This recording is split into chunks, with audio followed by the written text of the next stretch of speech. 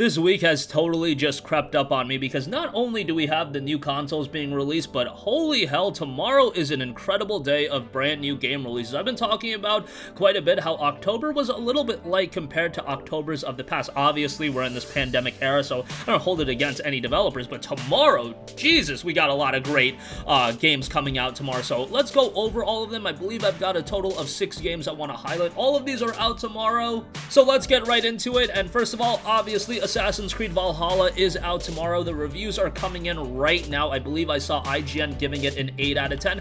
As you guys know, me personally, I have not been as high on the Assassin's Creed games since the shift from the original style of games to the new colossal open worlds, and give them all credit in the world, these open worlds are gigantic.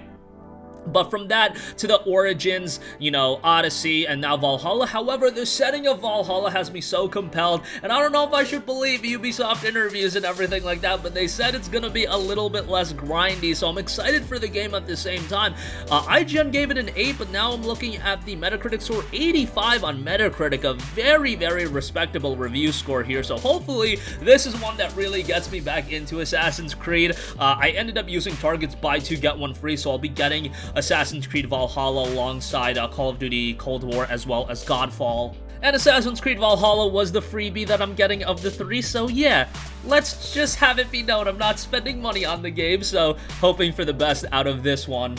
And by the way, if you are picking up a PlayStation 5 or even a PlayStation 4, if you still have that, Target's buy 2 get 1 free, I was able to get Call of Duty Black Ops Cold War, Godfall, and Assassin's Creed Valhalla all for like 150 bucks. You know, $70 a game, that's kind of what happens. Assassin's Creed Valhalla was the freebie, so that might be something you want to take a look at. Nevertheless, kind of excited for this one, and I know there's a lot of you guys that are way more excited for Assassin's Creed Valhalla than I am, so maybe I'm downplaying the game a little bit, but more power to you if you're super stoked for it. Hopefully, it surprises me, and I really do end up enjoying it. Next up, here's what I'm super excited for. 13 is back with a ground-up remake of 13. This was a game that released on, I believe, the PlayStation 2, GameCube, Xbox, way back in the day. It was a really cool cel-shaded first-person shooter that didn't get a lot of shine, but now it's coming back.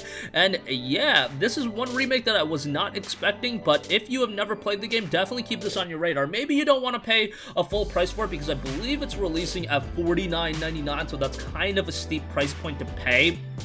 But I remember really enjoying this game, and I was a kid when this game originally came out, but I enjoyed it back then. I'm excited to give it a go here again. I also do see this being a title that probably will go on sale early next year, maybe to $30, and I think it would be a great pickup then. But if you're like me and you played 13 back in the day, or you played it relatively recently, the original game, and you enjoyed that, the remake might be something to check out. $49.99 by the way, $59.99 for a limited edition that is also coming out. Next up, here's another really cool one being published by XIII, developed by a studio, Edelweiss, and that is Sakuna of Rice and Ruin. When I looked at this game, immediately what I thought of was a Vanillaware game. Really reminded me of something from Vanillaware, not necessarily exactly from an art style standpoint, but just some presentation elements.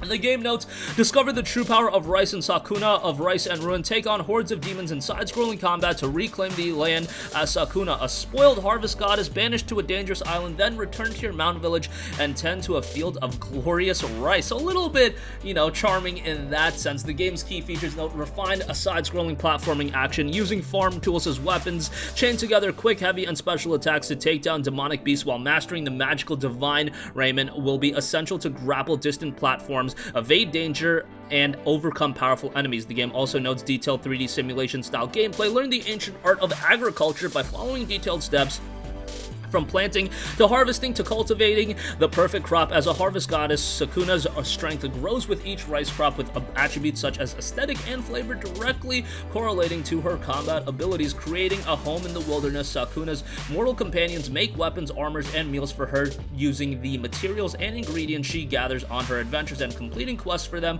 will unlock even more options and a fresh take on Japanese mythology. All of that is due out tomorrow. Let me actually give you guys a price point for this one as well. So you will be able to pick up the standard edition of Sakuna of Rice and Ruin for $39.99, and then there is also a Divine Edition with some additional goodies for $59.99, so you can check that out, and that will be out tomorrow. Okay, next up, Destiny 2's next major expansion is out, Beyond Light. I know not everybody is still into Destiny 2, but with Bungie regaining control of Destiny 2, I do give them a lot of credit in foreseeing how they are going to take the experience, and they've already done a lot of good with it. I think Beyond Light is something that a lot of Destiny 2 players will enjoy. They note a new destination, Wield the Darkness, a new raid awaits, and new exotic rewards. I feel like Bungie has a lot of plans for Destiny 2 going forward. There's a reason why they just didn't jump into making a brand new Destiny game. They want to stay committed to Destiny 2, and they want to kind of prove to people that they can make it a quality experience that is going to have a lot of longevity. So let's see if Beyond Light will be the next step in that and create another compelling experience for the Destiny 2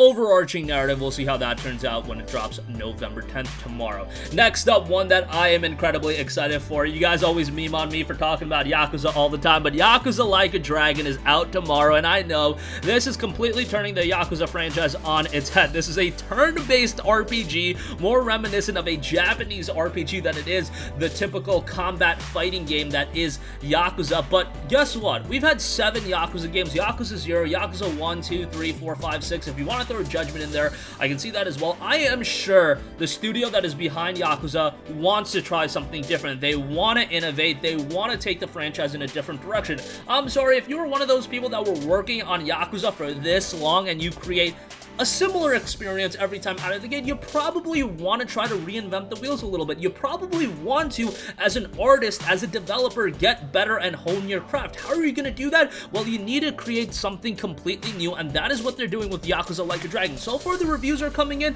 and they are looking pretty good. So it looks like they've delivered on that front. If you're into zaniness, if you're into wackiness, look up some of the Yakuza Like a Dragon gameplay, and I say that in the most positive way possible.